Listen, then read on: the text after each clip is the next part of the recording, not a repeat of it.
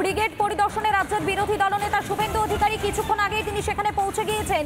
আগামী 24শে ডিসেম্বর রবিবার এই ব্রিগেডের মাঠেই হতে চলেছে লক্ষ্যকণ্ঠে গীতা পাঠের অনুষ্ঠান এবং তারই প্রস্তুতি পর্ব খতিয়ে দেখতে রাজ্যের বিরোধী দলনেতা শুভেন্দু অধিকারী তিনি পৌঁছে গিয়েছেন সেখানে।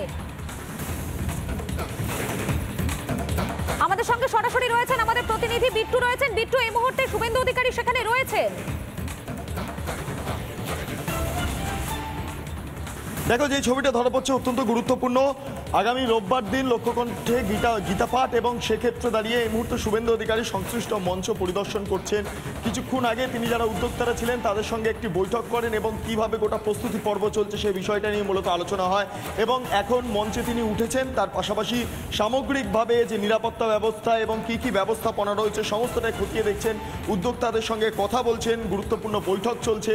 তার পাশাপাশি অন্যান্য যারা বিজেপি নেতৃত্ব তাদেরকেও এই মুহূর্তে দেখা যাচ্ছে, শঙ্কুদেব পণ্ডা সহ অন্যান্য যারা নেতৃত্বরা রয়েছেন তারা উপস্থিত রয়েছেন মঞ্চে। এবং গুরুত্বপূর্ণভাবে যে ছবিটা ধরা পড়ছে, রোববার দিন তুমি জানো যে লক্ষ্যকণ্ঠে গীতা পাঠ এবং সেক্ষেত্রে দাঁড়িয়ে এই ব্রিগেড ময়দানে মূলত এই কর্মসূচি অত্যন্ত তাৎপর্যপূর্ণ এবং সেই কর্মসূচিতে যাতে কোনো রকম ফাঁকফোকর না থাকে তার জন্য প্রথম থেকেই সচেষ্ট উদ্যোক্তারা এবং সেক্ষেত্রে দাঁড়িয়ে শুভেন্দু অধিকারী এসে এই মুহূর্তে কি করণীয়, কিভাবে গোটা প্রক্রিয়া সম্পন্ন হবে সেই বিষয়টা তিনি জানার চেষ্টা করছেন। উদ্যোক্তাদের সঙ্গে লাগাতার দফায় দফায় কথা বলছেন এবং প্রায় আধ ঘন্টার ওপর হয়ে গেল তিনি এই মুহূর্তে ব্রিগেড ময়দানে রয়েছেন। এরপর তার অন্যত্র গন্তব্যস্থল রয়েছে, তবে তার আগে ব্রিগেড পরিদর্শন অত্যন্ত গুরুত্বপূর্ণ ঘটনা এবং লাগাতার যেই ছবিটা আমার ভিডিও জার্নালিস্ট রবি শর্মা তুলে ধরছে, তুমি সেই ছবিটা এই মুহূর্তে রিপাবলিক বাংলা দর্শকদের উদ্দেশ্যে আমরা তুলে ধরছি। তুমিও দেখছো যে শুভেন্দু অধিকারী স্টেজের মধ্যে রয়েছেন, উদ্যোক্তাদের সঙ্গে যেই বিষয়গুলো নিয়ে কথা হচ্ছে তার মধ্যে গুরুত্বপূর্ণভাবে নিরাপত্তা ব্যবস্থা, আরও কিভাবে সাধারণ মানুষের মধ্যে লক্ষ্যকণ্ঠে গীতা পাঠ যে কর্মসূচি রয়েছে সেটা মানুষের মধ্যে ছড়িয়ে দেওয়া যায়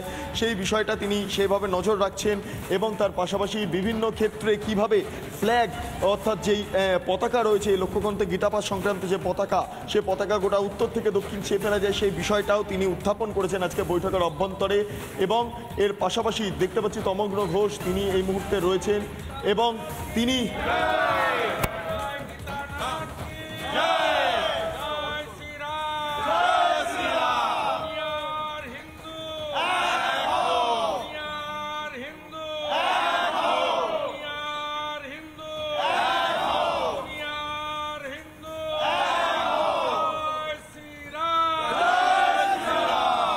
দেখতে পাচ্ছি শুভেন্দু অধিকারী তিনি এই মুহূর্তে মঞ্চ ছাড়ছেন আর কিছুক্ষণের মধ্যে তিনি এই লক্ষ্যকণ্ঠে গীতা পাঠ যে কর্মসূচি সেই বিষয় নিয়ে তিনি কিছুক্ষণের মধ্যেই কার্যত বক্তব্য পেশ করবেন। কিন্তু তার আগে গোটা মঞ্চ পরিদর্শন করা, অন্যদিকে দাঁড়িয়ে উদ্যোক্তাদের সঙ্গে কথা বলা অত্যন্ত তাৎপর্যপূর্ণ ঘটনা এই মুহূর্তে দাঁড়িয়ে। একেবারেই সেই ছবিটাই মুহূর্তে বিট্টু আমরা দেখতে পাচ্ছি, রাজ্যের বিরোধী দলনেতা শুভেন্দু অধিকারী তিনি এই মুহূর্তে পরিদর্শন করছেন। বিট্টু, তুমি সেখানে রয়েছো, প্রস্তুতি পর্ব এই মুহূর্তে ঠিক কেমন, কেননা হাতে আর মাত্র একটা দিন রয়েছে, প্রস্তুতি পর্বটা কেমন চলছে সেখানে? দেখো, প্রস্তুতি পর্ব এই মুহূর্তে প্রায় তুঙ্গে বলা যেতে পারে। তার কারণ এই মুহূর্তে শুভেন্দু অধিকারী মঞ্চ থেকে আবারও যে ব্যাক স্টেজ রয়েছে সেখানে তিনি গেলেন এবং অন্যদিকে দাঁড়িয়ে আবারও উদ্যোক্তাদের সঙ্গে আবার কথা বলবেন। কাজেই এই মুহূর্তে দাঁড়িয়ে গোটা বিষয়টা তাৎপর্যপূর্ণ এই কারণেই, কারণ যাতে সামগ্রিকভাবে এই যেই অনুষ্ঠান রয়েছে, কর্মসূচি রয়েছে তাতে যাতে কোনো ফাঁকফোকর না থাকে তার জন্য তিনি দফায় দফায় উদ্যোক্তাদের সঙ্গে কথা বলছেন। এই মুহূর্তে তিনি আবারও ব্যাক স্টেজে প্রবেশ করেছেন এবং যেই উদ্যোক্তারা রয়েছেন তাদের সঙ্গে আরও কী বিষয় নিয়ে কথা হবে সে বিষয়ে আমাদের নজর থাকবে। তবে গুরুত্বপূর্ণভাবে বৈঠকে যেই বিষয়টা সামনে এসছে উত্তর থেকে দক্ষিণ সমগ্র জায়গায় যাতে এই লক্ষ্যকণ্ঠে গীতা পাঠ যে বিষয়টা রয়েছে সেটা যাতে উঠে আসে সামনে, সেই মর্মে বিভিন্ন পোস্টার, ব্যানার, তার পাশাপাশি আমরা যেটা জানতে পারলাম বৈঠকে তিনি যেটা উত্থাপন করলেন যে বিভিন্ন উত্তর থেকে দক্ষিণ কলকাতা, পূর্ব থেকে পশ্চিম কলকাতা সমগ্র জায়গায় যাতে পতাকা লাগানো যায় সেই বিষয়টা কার্যত নির্দেশ দিলেন উদ্যোক্তাদের। অর্থাৎ সামগ্রিকভাবে মিটিংয়ে যে বৈঠক হয়েছে সেই বৈঠকটা অত্যন্ত তাৎপর্যপূর্ণ। আর কিছুক্ষণের মধ্যেই লক্ষ্যকণ্ঠে গীতা পাঠ একেবারে বোঝা যাচ্ছে হাতে আর মাত্র একটা দিন, তার আগে যাতে প্রস্তুতি পর্বটা একেবারে তুঙ্গে রয়েছে এবং সেই প্রস্তুতি পর্বই খতিয়ে দেখলেন রাজ্যের বিরোধী দলনেতা শুভেন্দু অধিকারী। ধন্যবাদ তোমাকে বিট্টু।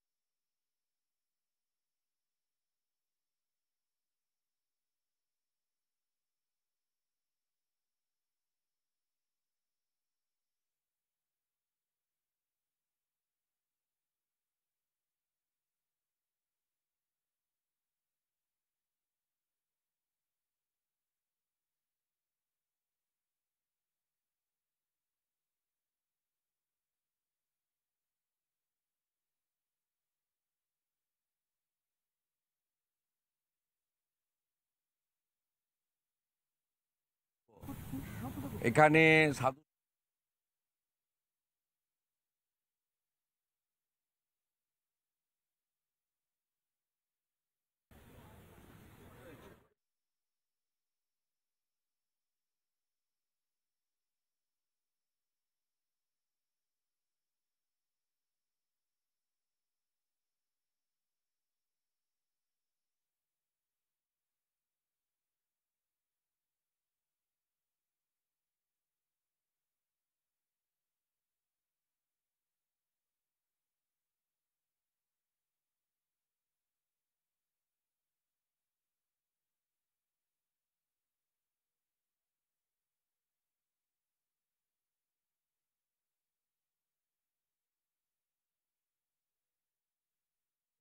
যার যা মনের ইচ্ছা থাকে সেখানে এসে দেন, কেউ ফুলও দেন, কেউ বেলপাতাও দেন, নিজের মতো করে দেন। তা স্বাভাবিকভাবে আমি সনাতন সংস্কৃতিতে বিশ্বাসী এবং যারা আয়োজক তারা আমাদের হিতাকাঙ্ক্ষী। আমি এখানে এসে আয়োজন দেখে গেলাম, ব্যবস্থাপনা মানে সরকারি সাহায্য বর্জিত এত বড় কর্মযজ্ঞ তারা এখানে করছেন। আমার বিশ্বাস স্বামীজির যে মহান মন্ত্র রয়েছে চরৈবতী চরৈবতী, সেই মন্ত্রে আগামী 24 তারিখ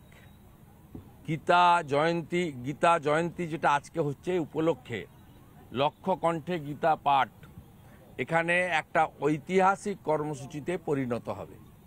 আমরা ইতিমধ্যে গীতা পাঠ করার জন্য আগ্রহী ব্যক্তিবর্গ, বিশেষ করে হিন্দু যারা, তাদের যা সংখ্যা পেয়েছি 1,30,000 গীতা প্রেমী উত্তরবঙ্গ ছেড়ে দিয়ে, উত্তরবঙ্গে আমরা অর্থের অভাবে ট্রেন দিতে পারিনি, উত্তরবঙ্গে 1,500 আমরা ধরেছি, তার বাইরেও 1,30,000 দক্ষিণবঙ্গ, কলকাতা এবং পার্শ্ববর্তী জেলা সেখান থেকে এসে পৌঁছাবেন।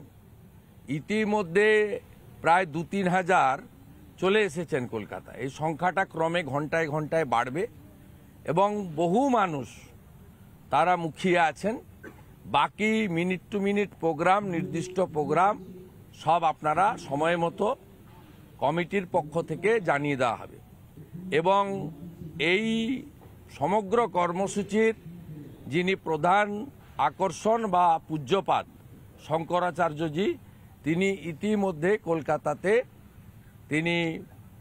তার আগমন ঘটেছে, শুভাগমন ঘটেছে।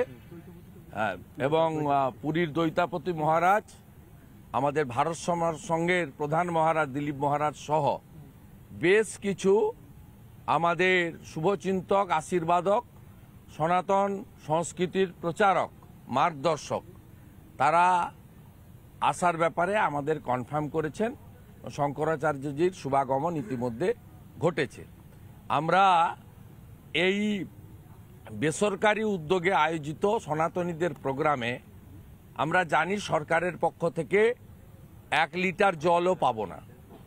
জল থেকে আমাদের যা যা ব্যবস্থাপনা লাগে মানে এটা এত বড় একটা যজ্ঞ করতে গেলে তার জন্য সমস্ত স্তরের যারা সনাতন সংস্কৃতির চিন্তক, সেই সমস্ত সংগঠন এক জায়গায় এসে এই কর্মসূচি সফল করার জন্য তারা মাঠে নেমেছেন। আর একটা কথা আপনাদের বলবো, আমরা যারা পাবলিক রিপ্রেজেন্টেটিভ, সেদিন কিন্তু পাবলিক রিপ্রেজেন্টেটিভ, এমএলএ, এমপি, রাজনৈতিক দলের পদাধিকারী বা আপনাদের ভাষায়, আমার ভাষায় নয়, নেতা, আমরা কিন্তু সেদিন কেউ মঞ্চে থাকছি না। আমরা নিচে থাকবো কারণ আপনাদের মধ্যে কারো কারো কষ্ট হবে, তারা আবার কারো কারো আনন্দ হবে। শুভেন্দু সুকান্তরা মঞ্চে জায়গা পেলেন না, সেই জন্য আগে থেকেই বলে দিলাম। কারণ কিছু সংবাদ মাধ্যম তো কার্যত রাজ্য সরকারের বিজ্ঞাপনের জন্য লিফলেটে পরিণত হয়েছে, তাই তাদের কান থেকে ভালো করে ময়লা পরিষ্কার করে শোনানোর জন্য বললাম, সিদ্ধান্তটা আমাদের। আমরা নিচে থাকব, ভলেন্টিয়ারের কাজ করব, আর গীতা যখন পাঠ হবে তখন গীতা পাঠে হিন্দু হিসেবে অংশগ্রহণ করব। এখানে 24 তারিখে সনাতন সংস্কৃতি এবং হিন্দু জাগরণ হবে। মুনি ঋষির বাংলা, শ্রী চৈতন্যদেবের বাংলা, ঠাকুর রামকৃষ্ণ দেবের বাংলা, জগৎজননী মা শারদামণির বাংলা, বাবা লোকনাথ ব্রহ্মচারীর বাংলা, শ্রী প্রণবানন্দের বাংলা। এই বাংলায় আগামী রবিবার, আজকে গীতা জয়ন্তীর দিন দাঁড়িয়ে বলছি, হিন্দু জাগরণ হবে। যারা হিন্দু এবং সনাতন ধর্মকে অপমান করবে, তাদের ধর্মাচরণে বাধা দেবে, তারা 24 তারিখের পরে এগুলো করার আগে 5 বার ভাববে। পরিশেষে স্বামীজির দেখানো পথই আমাদের পথ। স্বামীজি সবসময় বলতেন, তুমি গর্ব করে বলো আমি হিন্দু। স্বামীজি বলতেন, নিজ ধর্মের প্রতি আস্থাশীল, অপর ধর্মের প্রতি শ্রদ্ধাশীল। আমাদের আচরণ, আমাদের ভাষা এমন কিছু হবে না যাতে